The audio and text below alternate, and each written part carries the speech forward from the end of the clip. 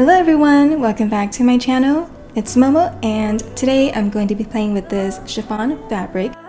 Personally, I don't like to work with chiffon fabrics just because it's slippery, it frays, and the threads get everywhere when you try to make a pattern out of it. We'll see how it goes. Make sure to like and subscribe. Let's get started. This is a button-up and I'm just going to trace out the front half. I have my fabric folded in half twice. And I'm going to transfer over the pattern onto the fabric and then cutting it on fold.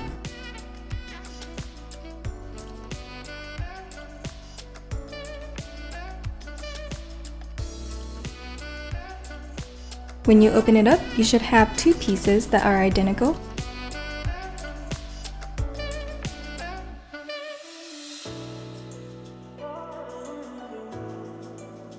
This is when I realized that I actually didn't adjust the neckline.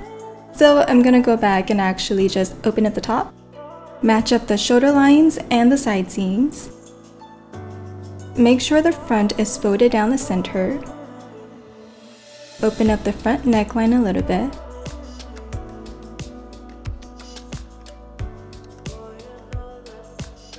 Going back to the chiffon top, I'm going to open up the sleeve so that it lays flat and then trace out the shape. I'm going for a balloon-shaped sleeve, so I'm just going to extend the underarm and the top part of the sleeve all the way through to the wrist.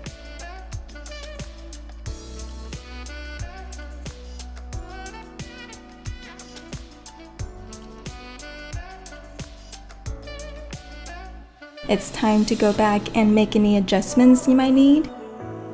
I'm going to take in the shoulder a little bit because the shoulder point is going to hang past my actual shoulders, which is going to be like a dropped shoulder. That's not what I'm going for. Here I'm just tracing out the shape of the armhole on the front and back of one half of the shirt. Open up the shirt like before and make sure the shoulder points and the side seams match up again. And then I'm going to grab both layers so that I'm holding on to both of the armholes and then cutting along the new shape that I drew.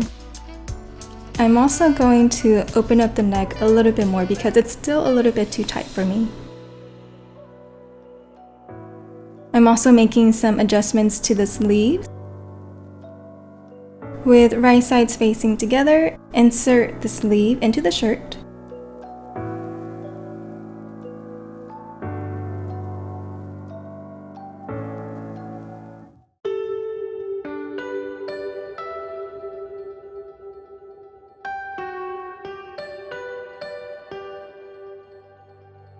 Sew all around the armhole.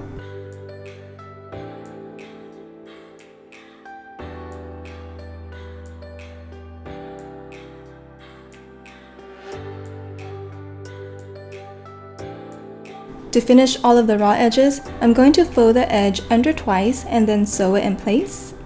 There's actually a foot that you can use for this, but I misplaced mine, so I'm going to pretend that I have really nimble fingers, and I'm going to go in and try to make the edge as narrow as possible.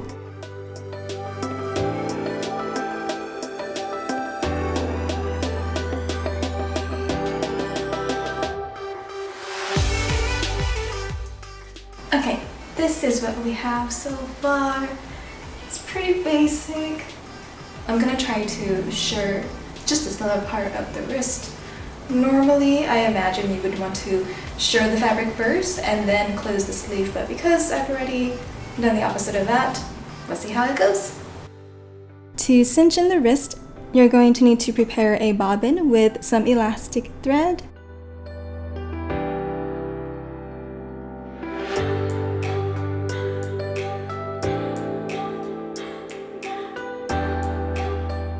Make sure to pull the thread as you're winding it around the bobbin.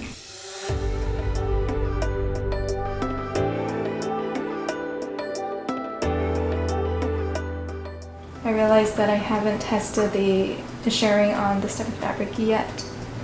I think I'm gonna go ahead and do that before I start. I do not want to ruin this shirt this way.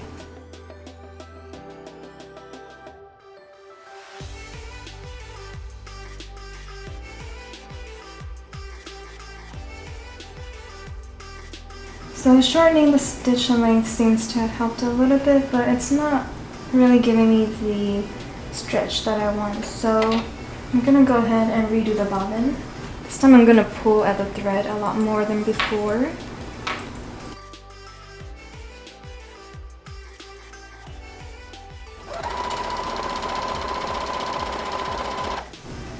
That's what I'm looking for. Because I didn't plan properly, I'm going to have to wing this part a little bit. I'm positioning the sleeve so that the edge is lined up against the edge of the metal plate. Before I start sewing, I'm going to fold the seam allowance up towards the top. This way I don't accidentally catch the seam allowance with the needle as I'm sewing. And I'm actually going to use the metal plate as a guide to make sure that I'm sewing in a straight line.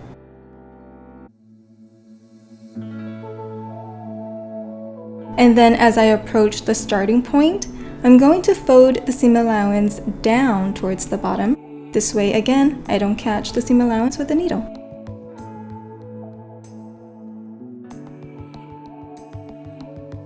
Now that the first line of the shirring is complete, I'm going to pull the sleeve to the right a little bit so that the first stitch line is lined up against the edge of the foot.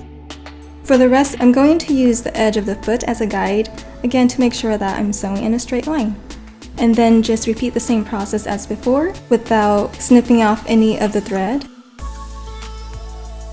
I shirred this area about 7 times, and each stitch line is about 1/2 inch to 3/4 of an inch apart.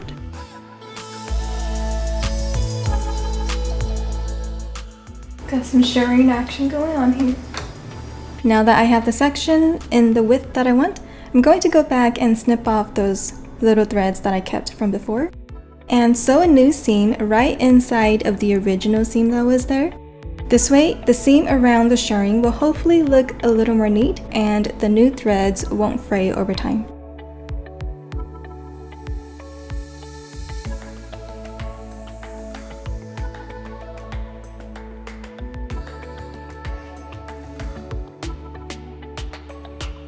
This is the final look. Because the fabric is light, I feel like the shirring doesn't give the top a heavy look at all. I can tuck this into a pair of jeans or a skirt, or actually wear it as a tunic because I made it just long enough for that purpose.